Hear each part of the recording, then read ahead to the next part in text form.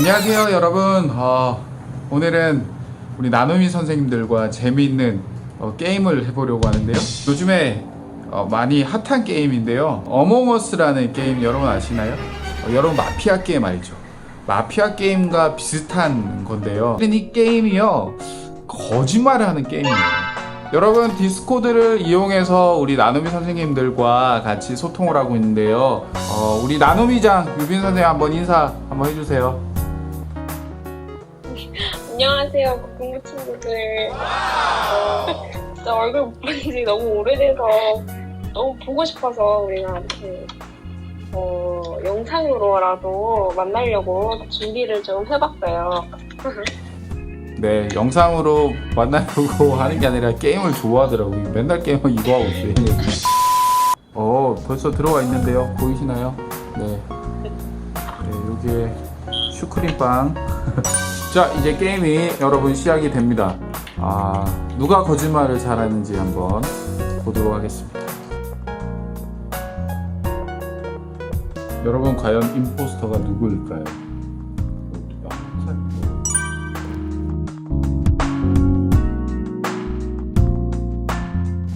누가 죽었습니다. 김씨? 누굴까요?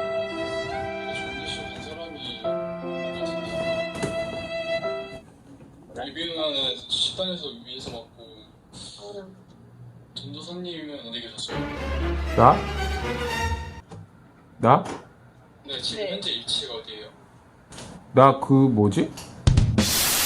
여기 관리실 아까 들어가려고 하는데 거기서. 여러분 누가 임포스터일까요? 유빈이는? 누가 이렇게 거짓말을 잘할까요? 아까 식당에서 김정우 씨 봤다니까. 누나, 제 누나 음성 말해주고. 나는 아까 전기실 전전코치. 학교에서 시우를 봤어. 시우가 그 그래? 청소실 쪽에서 관리실로 위로 올라가고 있어가지고. 거짓말쟁이에요 전부 다.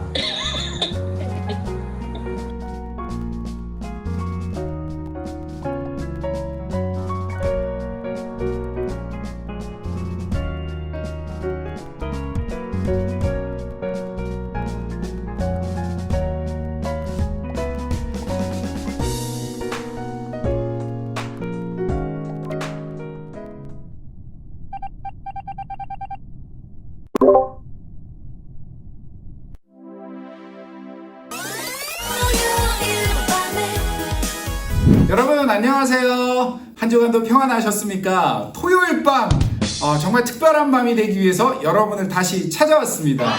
여러분 오늘은 어떤 주제로 우리 함께 이야기를 나눌까요? 바로 거짓말입니다. 여러분 우리가 얼마나 거짓말을 많이 하고 삽니까? 여러분 오늘도 몇 번 거짓말했어. 우리가 조금 전에도 살펴본 것처럼 게임을 할 때도 거짓말 너무 많이 하잖아요. 우리가 얼마나 거짓말을 잘하는지 범인이 누구인지조차 분간하기 어려울 정도로 거짓말을 참 잘합니다. 우린 이 땅에 살면서 거짓말에 정말 도 같은 사람인 것 같아요. 그런데 그 거짓말 정말 해도 되는 거예요, 여러분? 도덕적으로나 윤리적으로, 또 성경에서는 거짓말에 대해서 어떻게 이야기를 하고 있을까요? 오늘 바로 그 진실과 그 해답을 한번 찾아가 보도록 하겠습니다. 2002년도에 미국 매사추세츠 대학교 심리학 교수인 로버트 펠르만 교수가 아주 재미있는 실험을 했습니다. 바로 거짓말에 관련된 실험이었는데요. 먼저 2명씩 짝을 이루게 했고 3개의 조로 나누었습니다. 그리고 각 조는 다른 지시사항을 내려줬습니다. 첫 번째 조에게는요, 자신을 가장 잘 어필할 수 있도록 한번 해봐라 라는 지시를 내렸고요, 두 번째 조에는 자신의 능력을 최대한 잘 표현해서 설명하고 소개하라 라는 지시를 내렸습니다. 그리고 마지막 조에게는요, 아무런 지시를 내리지 않았습니다. 그리고 이들이 대화를 하는 것을 몰래 촬영을 하게 됐습니다. 촬영이 끝나고 나서 사람들을 다시 불러 모아서 그 영상을 다시 모니터링을 하게 합니다. 그리고 내가 몇 번의 거짓말을 했는지를 세어보도록 했습니다. 여러분 결과가 어땠을까요? 먼저 첫 번째 조가 거짓말했던 것을 세어봤더니 2개의 거짓말을 한 것을 확인할 수 있었습니다. 그리고 두 번째 조, 자신의 능력을 최대한 많이 설명해라 라고 지시를 받았던 조는요, 약 2.3개의 거짓말을 했다라고 합니다.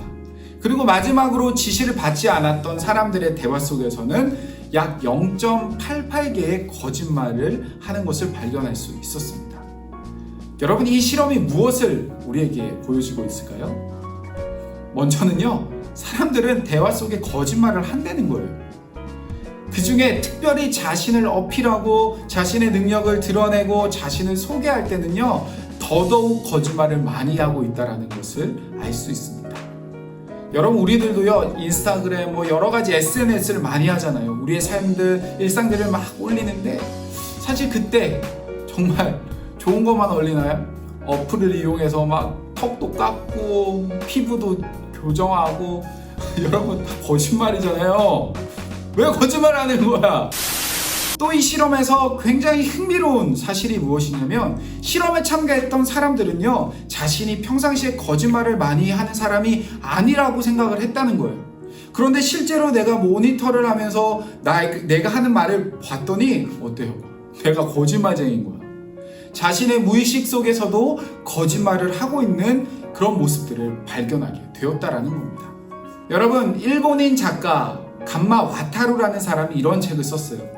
사람은 8분마다 거짓말을 한다.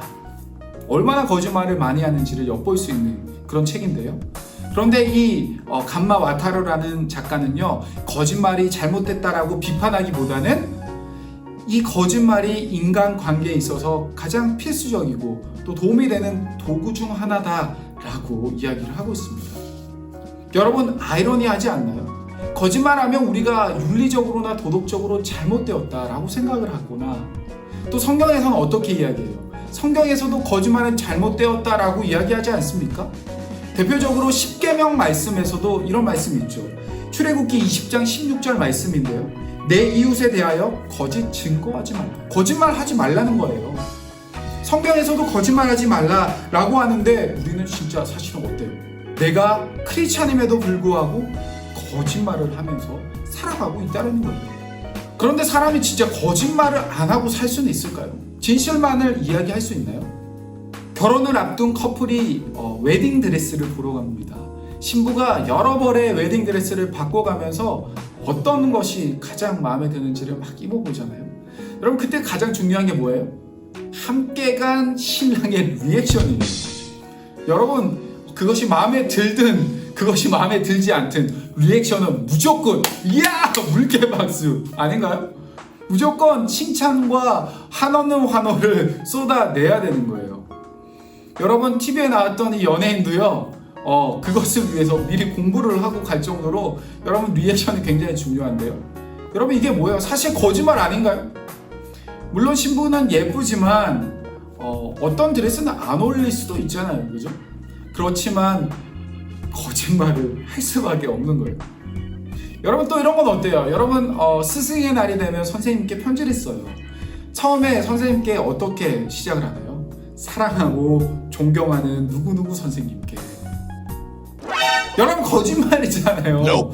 존경하지도 않으면서 왜 존경하는 선생님이라고 써요? 여러분, 그렇게 쓰는 이유가 무엇입니까? 우리가 거짓말을 하는 이유가 뭐예요? 그 이유는 사람은 관계 속에 살아가기 때문이에요. 여자친구, 남자친구와의 관계, 선생님과의 관계, 가족 간의 관계. 우리는 관계 속에 살아가기 때문에 그 관계를 잘 유지하기 위해서 때로는 거짓말이 필요할 수 있다라는 거예요. 그런데 성경에서는 거짓말 하지 말라라고 이야기를 하는데, 과연 성경에는 진짜 거짓말 하지 말라라고 하는 이야기만 있을까요? 불가피하게 거짓말을 해야 되는 그런 상황 속에 있는 이야기는 없었나요? 한번 생각해 보세요. 전도사님은 여러 가지 사건이 스토리가 떠오르는데요. 그 중에 하나가 히브리 산파예요. 여러분, 모세 알죠? 모세가 태어날 그 당시에 왕이 남자아이는 다 죽이라고 그랬어요. 그런데 히브리 산파가 탁 태어났더니 남자아이임에도 불구하고 살려둡니다. 거짓말을 한 거죠. 잘못된 건가요? 아니죠. 이 모세는요, 하나님 계획 속에서 잘 자라서 결국 훗날 하나님의 그 백성들을 이끌어내는 가장 위대한 지도자가 되었습니다. 또 어떤 이야기가 있어요? 기생 라합 아시나요? 정탐꾼들이 약속의 땅 가나안 땅으로 들어가기 전에 정탐을 하러 갑니다. 그리고 기생 라합의 집에 숨어요. 그런데 정탐꾼을 잡으려고 그 가난한 사람들이 막 쫓아와서 라합의 문을 막 두드립니다. 야, 어디다 숨겼어? 어디로 간 거야? 그때 기생 라합은 저쪽으로 도망갔는데요? 라고 거짓말을 합니다. 거짓말 아닌가요, 여러분? 그런데 이러한 사건들을 성경에서는 어떻게 평가를 하고 있을까요? 야고보서 2장 25절에 이렇게 적혀 있어요.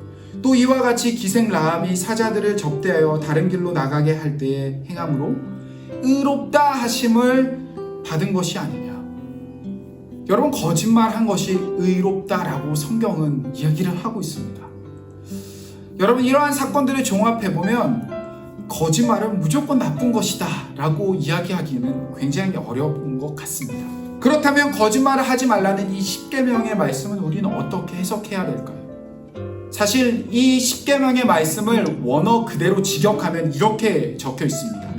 내 이웃의 불리하게 거짓 증인으로 대답하지 말라. 여러분, 여기에서 우리가 눈여겨보아야 할 것은요, 한글 성경에는 거짓 증거라고 되어 있는데 원어에는 거짓 증인이라고 되어 있다는 사실이에요. 여러분, 거짓 증거라고 했을 때는 무언가 행위 자체, 그 증거 자체에 초점이 쏠려 있는 것을 알 수 있습니다. 다시 말하면 거짓말에 대해서 우리는 굉장히 관심을 쏟게 만듭니다.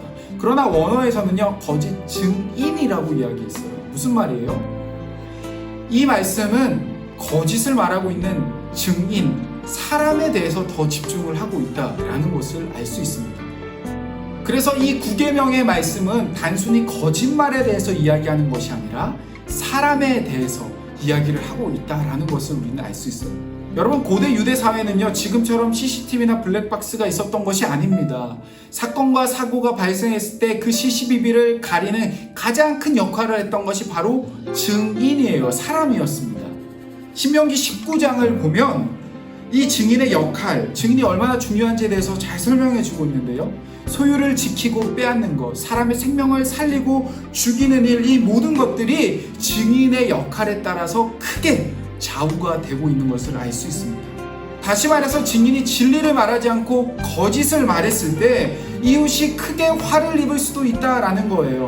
그들의 한마디 작은 말이 사람을 살릴 수도 있고 죽일 수도 있고, 정말 티끌 같은 그런 거짓말이라 할지라도 상대방에게 정말 돌이킬 수 없는 치명적인 날아오는 그런 돌과 같이 그런 역할을 할 수도 있다라는 거예요.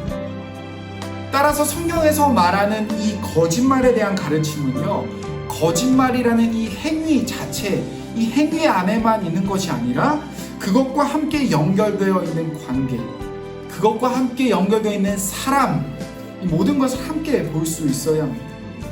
다시 말해서 내가 하는 거짓말이 다른 사람을 살리는 일에 쓰임받고 있다면 그것은 의로운 것이고, 내가 하는 거짓말이 사람을 해하기 위한 것이라면 그것은 죄이며 잘못된 것이라는 것이죠.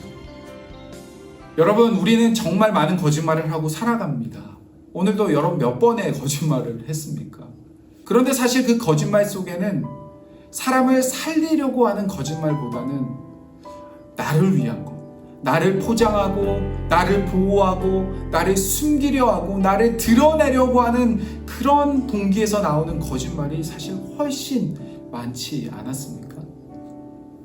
그래서 우리는 정말 거짓말을 조심해야 합니다.